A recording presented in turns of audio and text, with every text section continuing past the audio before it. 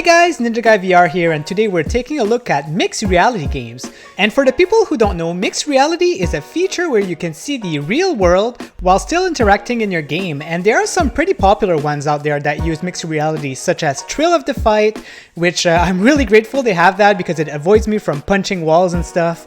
And then we have Synth Riders, which it feels like it was made for mixed reality, it really works well.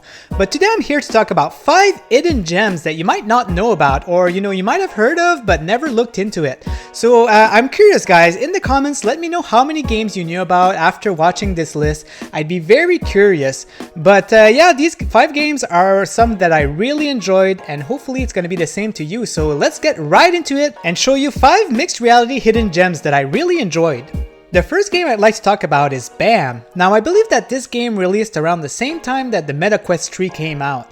And it is a really fun game, I got to play it with the MetaQuest community at some point, and we had a lot of fun. The goal of the game is pretty straightforward. When you start the game, you get thrown into a lobby where you have to search for other players, but if you don't find any players, it's fine because there are bots in the game that you can play with. And as soon as the game starts, you get thrown into this arena, and you have a few modes that you can play. The first one is where you have to, kick these people out of the ring. The other one is that you have to wear a crown for a certain amount of time, and nice, modes like that. So it is a kind of like a competitive fighting game, and I'm really enjoying it. It's fun with friends, it's fun with bots, and it's very simple. There's no like story or anything like that, but sometimes simplicity just makes a game still pretty good.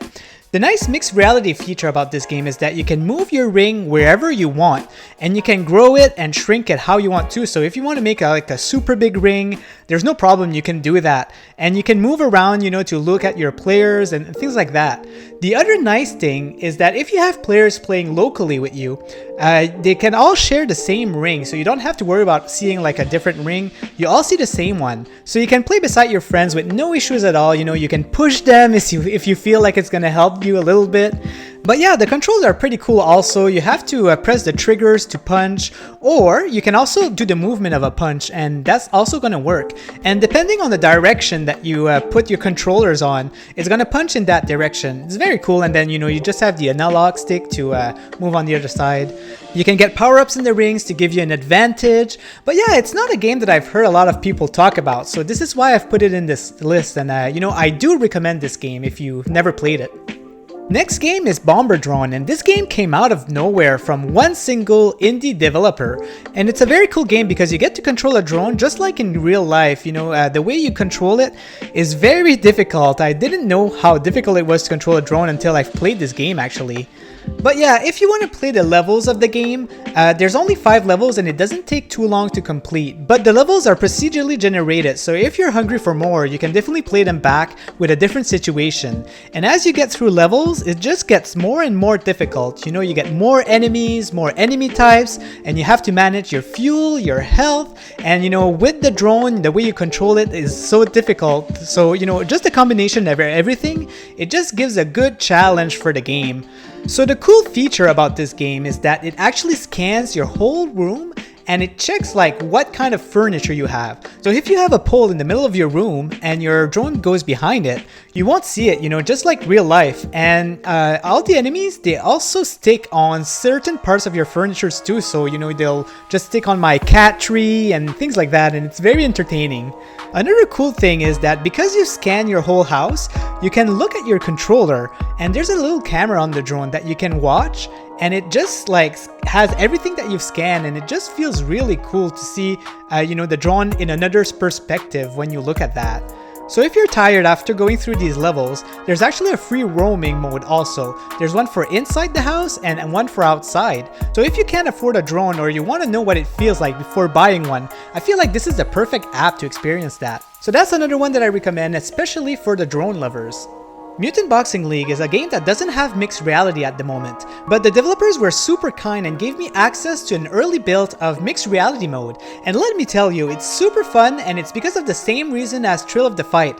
It's just that I don't get to punch walls or any objects around anymore, and I really appreciate it because of that. Now for the people who don't know, I do have a review of Mutant Boxing League if you haven't watched it, but it's personally my favorite boxing game in VR because it's a really fast-paced game, and with the graphics, you might think that it's kind of like a Super Punch-Out style, but it's not, you know, it's very realistic. It's just that it doesn't take a long time to knock out the enemies. There's some cool modes in the game, such as like mini games that you can do, and you can try to achieve a high score that you can publish online through the leaderboard and try to beat other people's, you know, mini games high score, which is nice. And then you have the main mode where you just have to defeat all the characters in the game. You have different types of difficulties in the game, such as easy, medium, hard, and they've added even crazier difficulties in the games recently. And then when you're done with that, there's another mode where you have to complete certain challenges to get medals and, you know, new unlockables, new gloves, such as, you know, you have to KO someone in a certain amount of times and things like that.